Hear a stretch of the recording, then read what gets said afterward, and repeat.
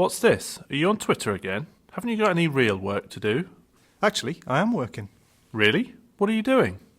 Funny you should ask that. Let me show you.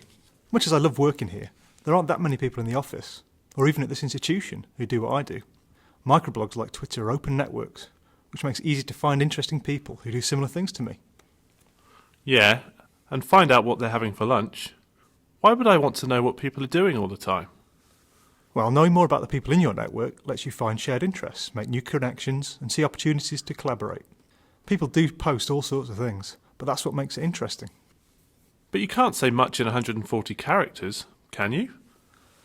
Just because posts are short doesn't mean they can't say something important. That might be something profound, or something more practical, but both can be very important. And don't forget, people use their posts as pointers to other things. What do you mean? Well, they make posts that are links to things like an interesting website they've found, a blog post they've written, a video podcast, anything really. But isn't that just annoying? People sending you things you could find yourself. Well, think of it as a recommendation service. If you have a network of people whose judgment you value, then their recommendations will count.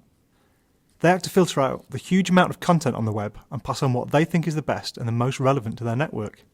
So you get a better idea of what your network is interested in right now. Okay, I can see how that might be useful. Is there anything else? Well, do you remember that international conference you couldn't go to? With microblogging, you could have got real-time comments from the people who did go. You could even have asked questions as if you were there and joined in the discussion. But wouldn't I have to follow everyone who went to the conference? No, there are simple ways for people to tag their posts, which means you can search for them and aggregate them all together.